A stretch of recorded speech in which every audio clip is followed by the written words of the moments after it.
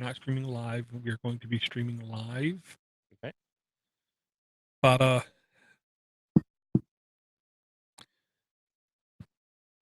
Bing. And let me tell you something. I hate birds. I hate wildlife of any nature, of any sort. I understand why people kill for sport. I'm just saying. 3 times at least now in the last 4 months, I've came into my house from being out, being at work, whatever. Coming home, opening the door, and there's a bird in my house. The wife is convinced there's a hole somewhere in the house and they're getting in. Of course they're not, or else they'll be getting in while we're here. Okay? Right. The mere reason that we come back and there's a bird tells me they got in as we were leaving. The kids will not close the damn door ever. And we only have one Right. door. We don't have a storm door. Okay? So they open up the door and just walk. So we get birds. She's convinced there's a hole somewhere in the house that they're getting in. I said, don't you think our energy bills would like be a lot more if there was like a hole big enough for a bird to get in? And I like go around and I check all the bathroom vents and stuff, and they're all completely sealed. And when you turn the vent on, they pop open so that they're all intact. Inside, all the bathrooms, all the vents are up tight.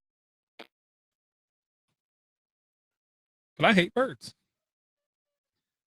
I hate them. Okay. I hate them. In my old house, old house, I had a squirrel come in the house. I don't like any wildlife in my house ever. I understand why people live in cities. You know the benefits of birds, though? They're filthy, dirty, disgusting creatures that spread disease. That's a benefit. They're delicious. Oh, I don't know. Supposedly, if you go to the ghetto of London and you buy food and you're not really careful, they'll give you a pigeon. Oh, I don't doubt it. Yeah. Well, I don't want. I don't want to eat them either. Just kill them. Just annihilate them. Well, you know why? I could say because they're dirty dinosaurs. That's why. You could probably eat the birds around here. I don't know what those Baltimore birds are addicted to or have been exposed to. Exactly. They're covered in meth. That's right. They probably carrier pigeons. Delivery.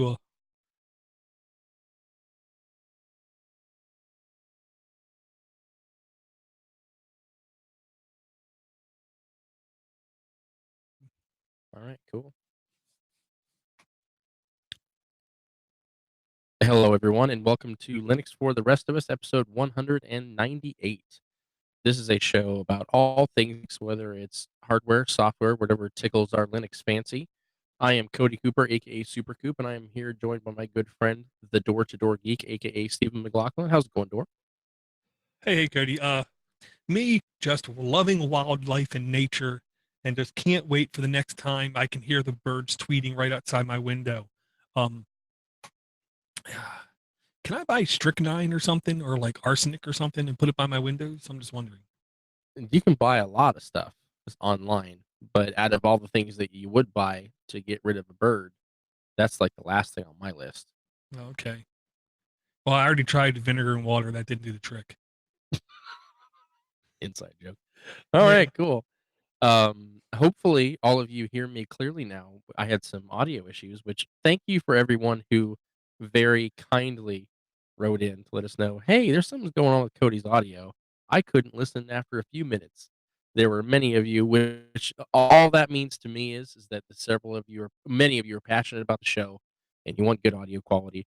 It was simply a piece of equipment on my part, and Dora and I got it reconfigured, so you should hear my smooth, bassy tones at this point and moving forward, because if it happens to go out of whack again, I know how to restore it myself and do some on-site testing. So thank you for that, Dora. No problem. It's been a few weeks. I want to say just got back, but it's been about a month now from Linux Fest Northwest, and once again another fantastic event. We had you, Door, also Eric Ardini from the Mini PC Show and Android App Addicts flew out to Portland, and then the three of us, along with Chuck Litchfield and Martin Rambo Obando, drove up to Bellingham, Washington, and stayed the weekend there. Yep. Freudian slip there. That's right. It was a fantastic event. I had a blast.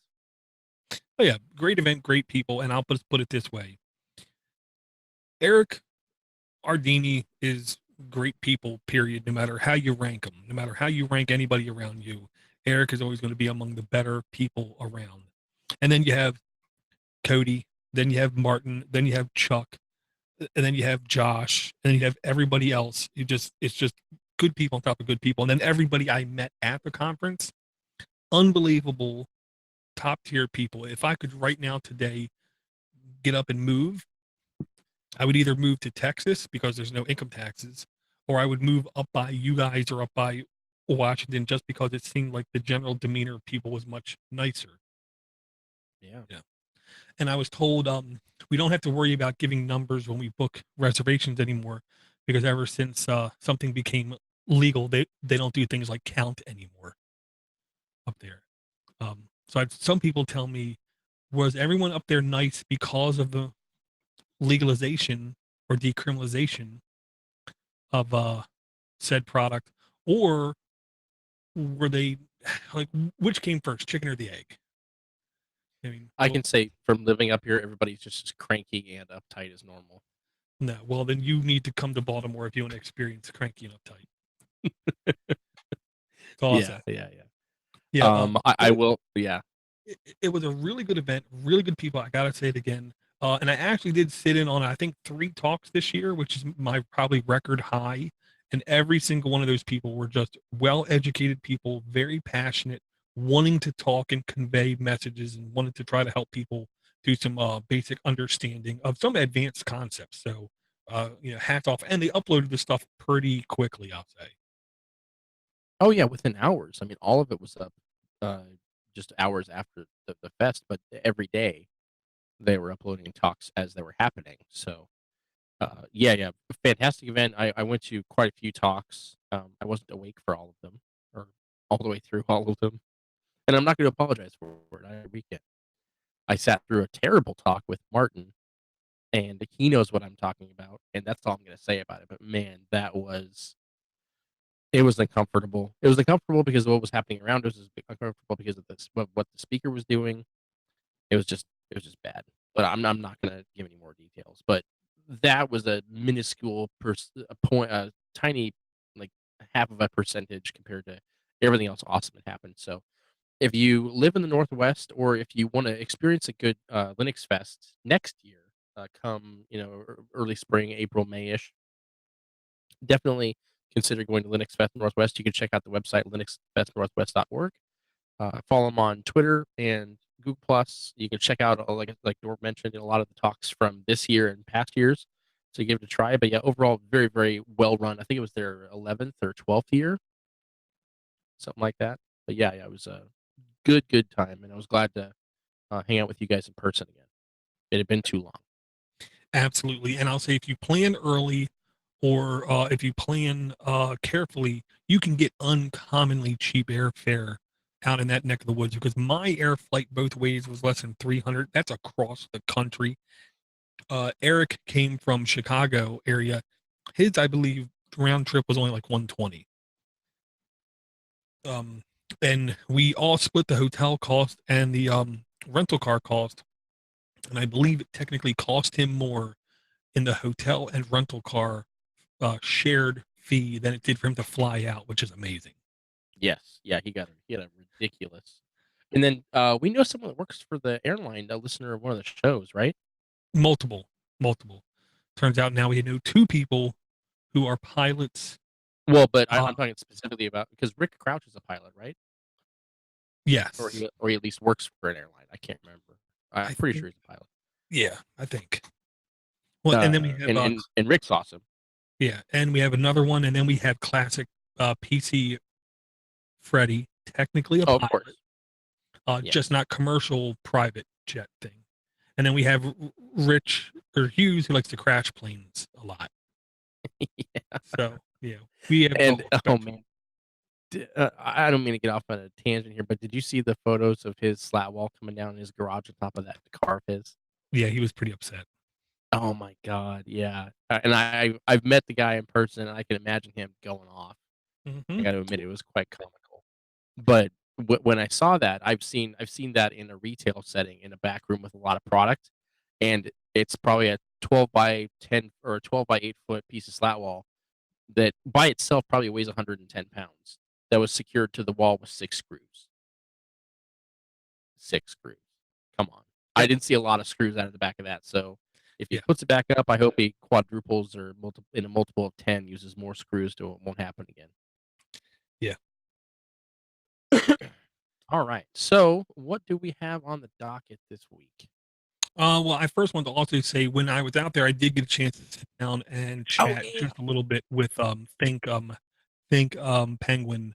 Um, again, top tier support, top tier manufacturers, top tier distributors of all levels of hardware now. They're really stretching out in everything that they do. And I will say I had a chance to sit down and talk to both Chris and I can never remember the It was programmer Hacker Bob.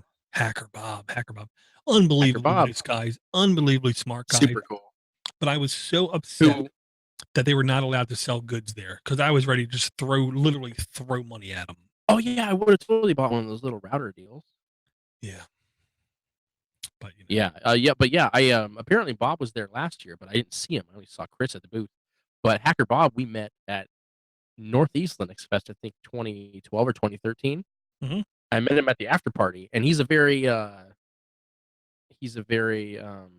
Passionate, unique smart. individual. No. He's a great guy, but he has a very, very unique look to him, especially his face. And Mhm. I recognized him right away. And I remember having a fantastic conversation with him back at NELF about how he was using an old Lombard PowerBook G3 and he had installed Debian on it.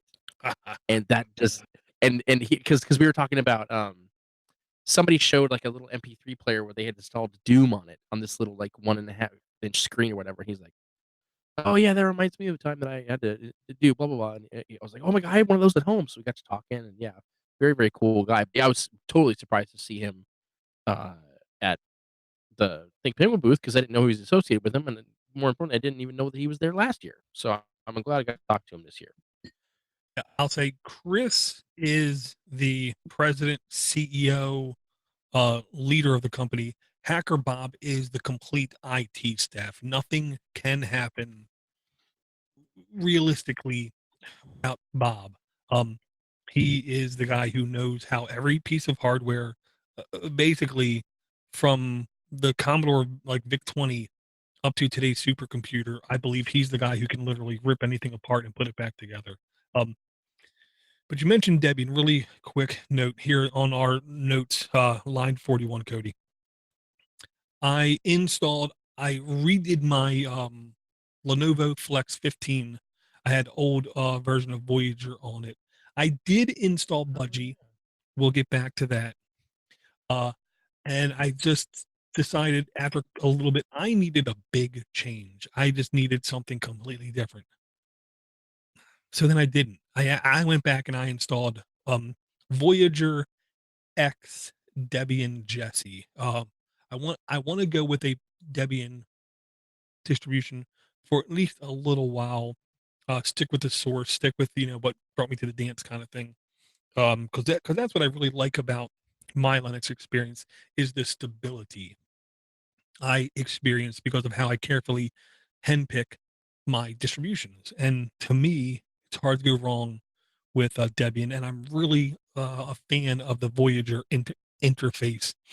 Even though it has some advanced features to it, it is very basic. There's not a lot to confuse you on it, I'll Mhm. say. Mhm. On the top left, you have a menu you can activate to get to like your start menu. You have a Docker plank bar you can put wherever you want. There is some quick keys over on the right hand side to quickly launch some things. Um, but I'm really just a fan of this French distribution. I think they get desktop UI like nailed down right. And I think just the desktop backgrounds, one of the few desktop backgrounds I actually keep up and running.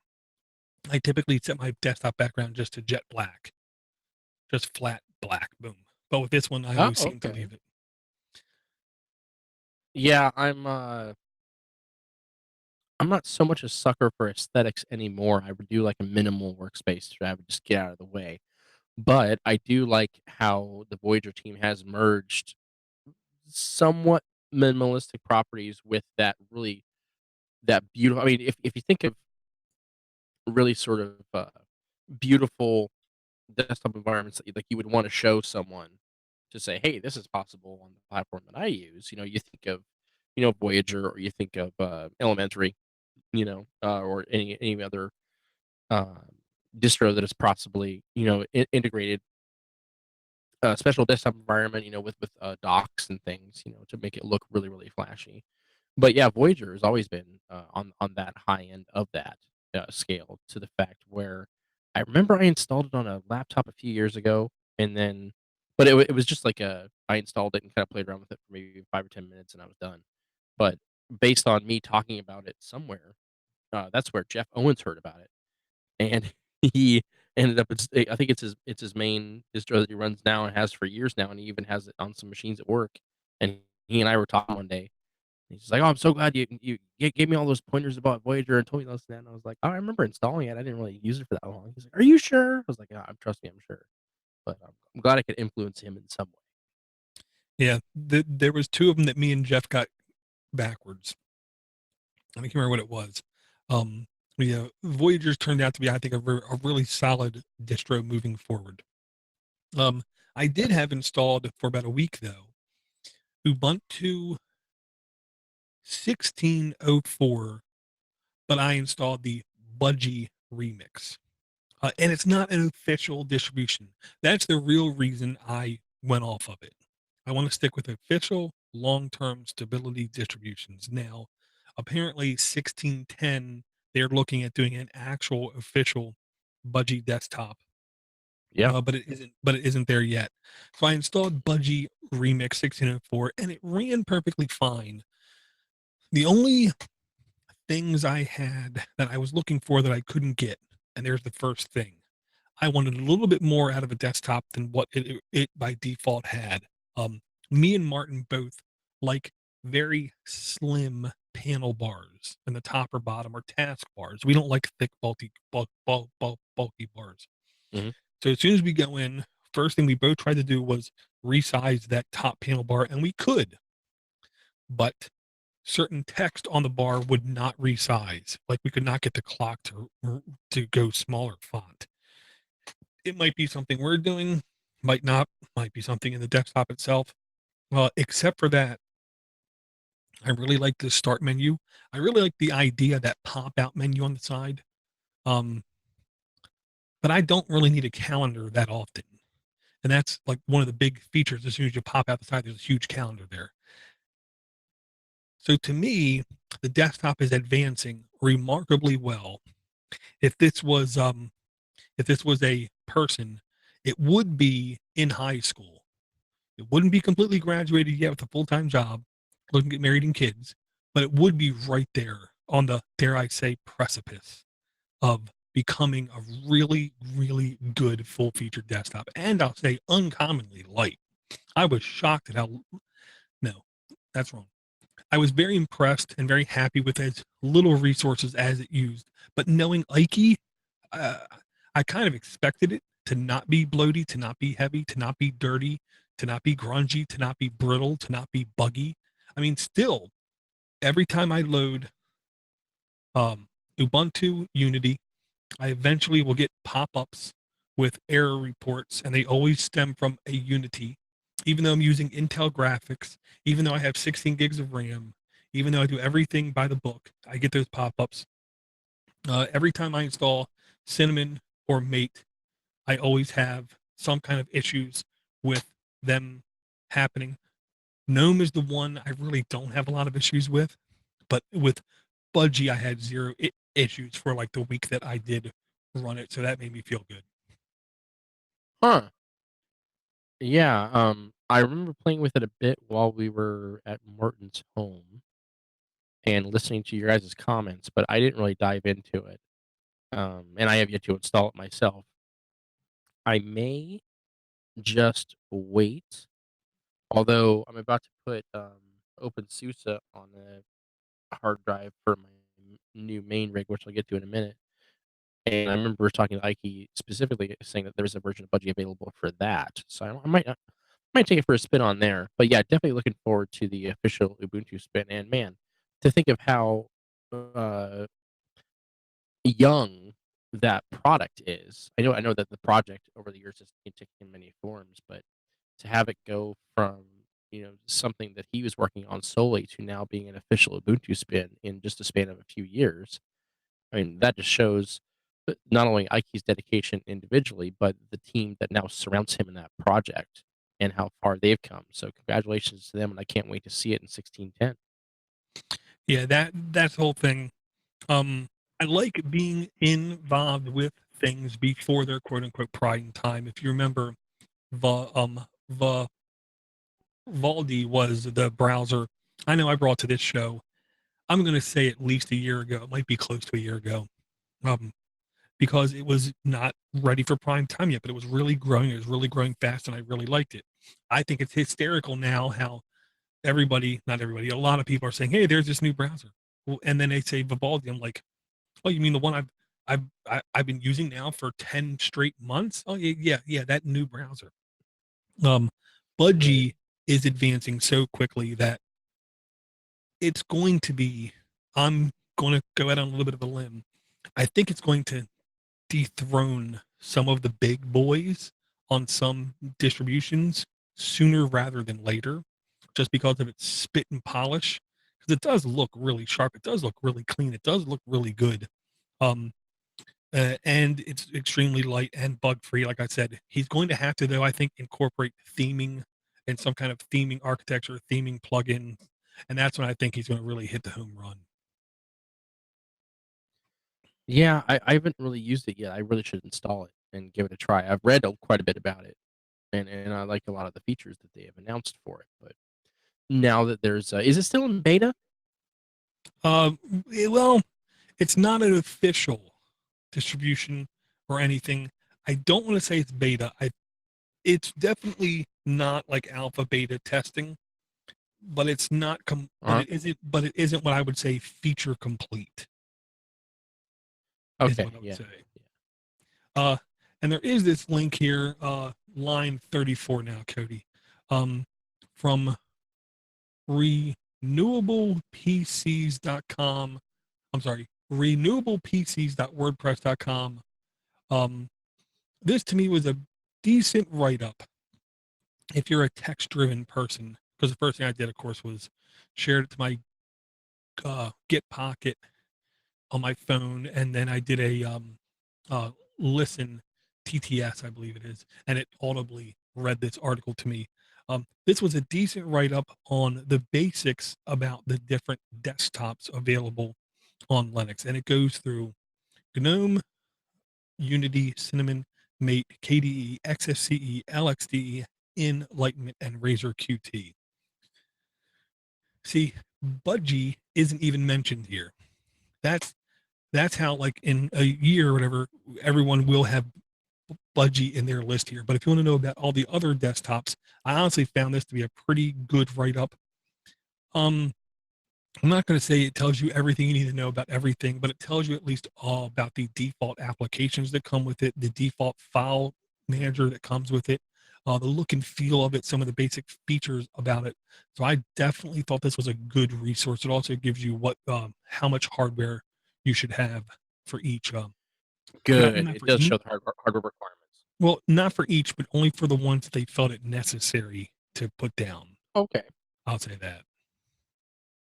Well, that's good, and to have a new article like this cycle through, especially a reputable site like this, is always good to have on hand because as a Linux user and as someone who might be helping to convert some of their friends and family over, or if you go to a Linux user group, you're gonna eventually as a user, even as a new user, you may have someone start to ask you, "Well, hey, I got this old laptop.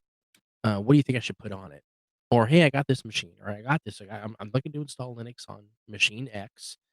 And it might be, something that's powerful enough to run, like the stock Ubuntu with Unity. However, it might be an older machine where you wanna have one more lightweight desktop environment, and at least running one of these in a live instance, just to have a feel for them, be able to speak to them, will not only help you help others, but also give you an idea of what you would want to run. For instance, when GNOME 2 went away, well, officially not supported anymore, and Right. GNOME 3 came out, I, along with pretty much everybody else, was kicking and screaming, just like, "Oh, this is so different. I don't like it at all. What's this?" Blah. But now, compared to a lot of other stuff on the market, I do like Mate. I'm gonna try Ubuntu Mate again. Martin Wimpress is doing some fantastic work over there. Oh yeah. But my default that I go to right now is just GNOME 3 on everything I've ever run over maybe the past year and a half, just because I've gotten used to it. I don't feel like I'm compromising. I feel like it's come a long way. Even Linus himself didn't hated it, and then now I believe he uses it on Fedora at home and on his production machines. Yeah, I mean, So I have to pull the the Reddit and tip my hat to Martin Wimpress for his work with Ubuntu Mate, but I feel like I was invited to a Ubuntu Mate community on Google Plus, and I'm like, you know, hospice is a real thing for a reason. It's where people go when they're getting ready to die. That means we're not going to do everything in our power to keep something alive. And that's what I feel Mate is. Mate is already years past where it GNOME 2 like interface should have been dead. Just right. dead. Move on. People got rid of VCRs. People got rid of CD players, at least most of them. People got rid of 8-track players. People are getting rid of all that stuff.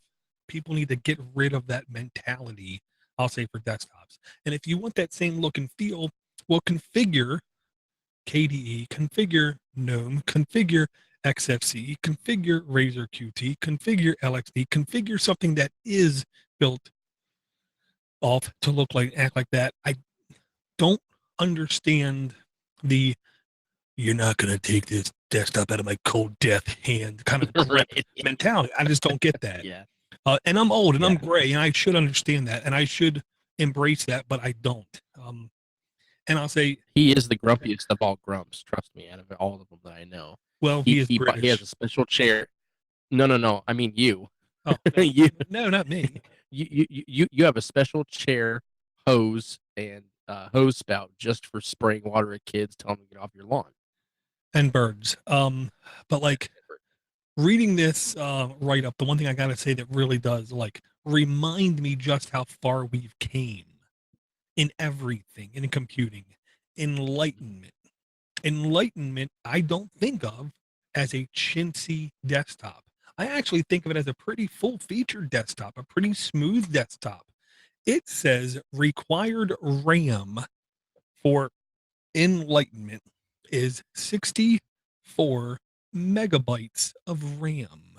Required CPU 200 megahertz. So that's how tight. That's how well, I will say Enlightenment is coded. Um, I I Wow, I I had am no a idea. I'm a firm believer now as I get old. Messy code, sloppy code, people requiring libraries and stuff that they don't understand are are the desktops where you need to have a gig plus of RAM. And it's because you're taking so much of the responsibility of running light out of your hands and you're just writing towards libraries. You're writing towards somebody else's code base where Enlightenment, I believe, is trying to do everything themselves. So I thought this was a really good article. Look it up. Go ahead and email me and tell me how wrong I am about whatever desktops. But it's not going to change the fact that we don't use the classic start menu in Windows 95 anymore for a reason. Because it's not 95 anymore. That's right. And back in And if you have, 95, my hair was black. I was uh, single and I had a motorcycle. I wonder what. Well, let's see. Oh well, that would have been 24-year-old Stephen McLaughlin, right? No, it has to be older than that. No, I Well, think you're right. No, you're right. You're right. no, 23, 24-year-old. I would love to hang out with that guy. He sounds like quite the and I know that it's close to that year No, age because he was much worse. He was much less talkative, much more isolated. He would once in a while just walk for 15, 20 miles, stopping at bars, slamming a beer, and then just continuing walking again. Um, Getting in fist fights and immediately calling the cops up saying, I was attacked. I was attacked. I can't believe I was attacked. And they would come scrape a guy off the ground and put him in jail. He wasn't a fun guy. well, I would have liked to at least meet him or maybe fight him. That would have Well, created an awful dynamic for the show. all you needed to be was really quick with that right, and I would have never seen it coming. Okay. But I know that it was about he would have been about that old back in '95 because you just celebrated a birthday, and that was Yes. yesterday, right? Or is it today? Today. It is today. So happy birthday, Thank you. Door. It's Door's birthday. I'm not going to sing the song. We don't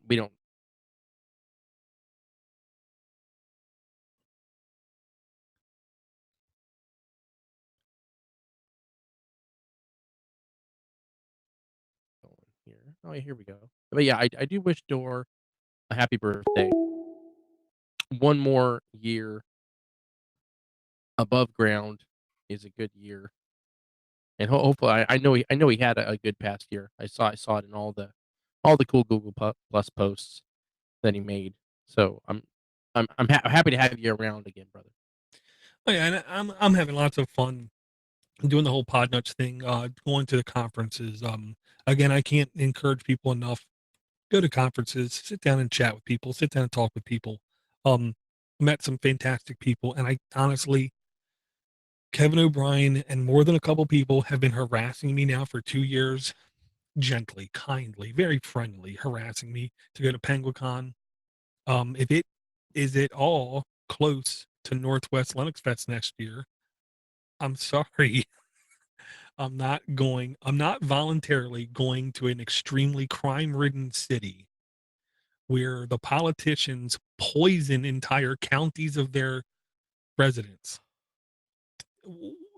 Why would I pass up beautiful landscapes, awesome water views, mountain views, unbelievably nice people, some fantastic brewed beer, right, locally sourced, small batched, organically grown, Single batch, single organic. batch, yes, beer for a crime laden city. I live by a crime laden city. I want to get away from crime laden cities.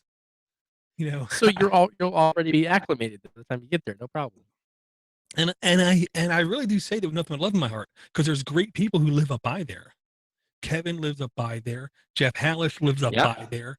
Oh, Red nice. Red ain't too far from there. And I know there's at least 3 or 4 other people I know who live up by there. So it isn't that the people Mary ain't there. T and Tony View. Oh, Yeah. Mary is right there. Tom Lawrence is right there. They're all right And there. Tony, right? Yeah. Tony. Yeah. Yes. And trust me, I would love to sit down again with Mary, Tom, and Tony and sit down at the meal, BSing, talking stuff. But I don't want to look over my shoulder if I think I hear gunshots. If I'm at Northwest Linux Fest and I think I hear a gunshot, somebody just shot a moose. Right. You know? Or they just opened up a bottle of beer that was in a champagne bottle with a cork on it. Yeah, something like that. And which happened a few times in our hotel room. No big deal.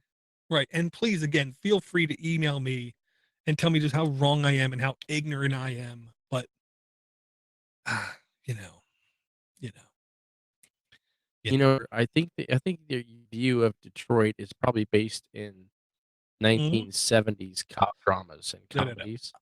I literally know a guy who less than a year ago bought 6 blocks of houses. Do you know why? Because nobody was living in them. Because they were abandoned. Right. And he literally spent something like $6,000, something like that, for 6 blocks of houses. Wow. Granted, it used to be a huge, gigantic city. Huge, Yeah. gigantic. Like Baltimore is a little thumb stamp, tiny super city. I can drive all around that thing in less than an hour. Okay. Not that I'd want to, mind you. No. No. But again, feel free. Tell me I'm wrong. You know. Yeah. Any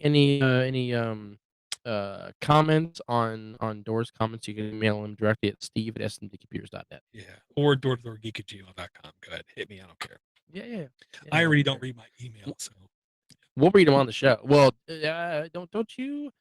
You posted something today or yesterday about a new text to speech, or wait, yeah, text to speech through. Is it through Android or is it through an oh app? yeah. Through Android, all you got to do is select text, and you'll be able Yeah. to voice to text stuff. Which I'm gonna be abusing the crap out of that thing. Let me tell you. Of course you are. Yeah, because you're lazy and you don't like to read big paragraphs of text. No, because I'm severely ADHD. I'm unmedicated because I don't like what the medication does to me. That's my excuse. I'm sticking with it. Can't prove me wrong.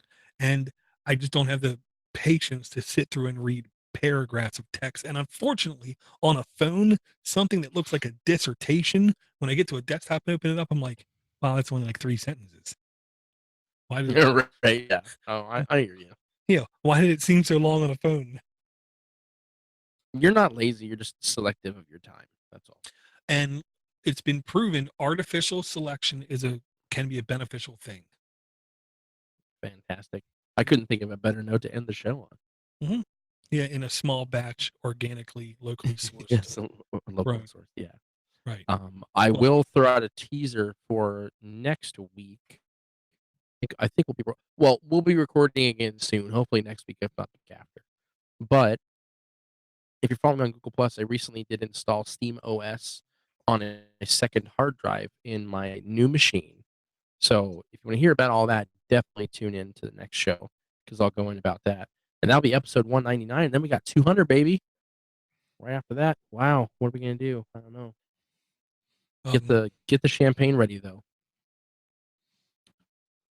yeah, I am very interested to hear All about right. that because I would like it soon, maybe not now, but soon to be able to build my son a world class PC gaming rig sooner or later. Of course, he's going to have to work for it.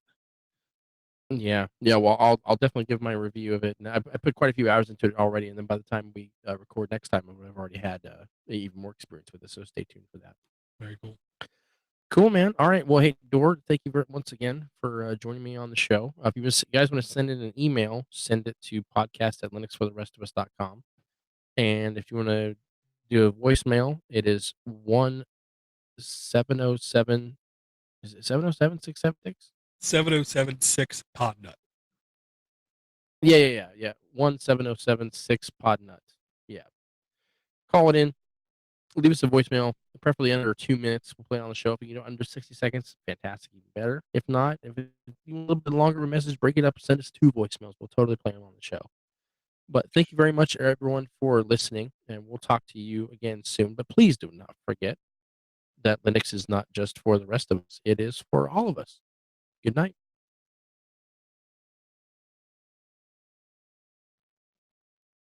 Okay. On that today. Man, my belly literally hurts. That was really good eating, man, but man, it literally like punched me in my face. Oh, I bet. Man, was it all you could eat? No. It's hibachi eaten, and what I did was I always order uh small soup appetizer, small salad appetizer comes default, and the dressing on it. I hate dressing. Man, that dressing's tasty. It's like some ginger or something. I don't know. Oh, neat. Shrimp appetizer, fried rice, vegetables, shrimp and filet mignon combination. And then you get a little bit of bean sprouts at the end. And I made the mistake of ordering double rice, which I should not have done. Should Live a not. little. Live a little. Do it. I did, but All I'm right, not man. doing it again. Okay. I have got to go.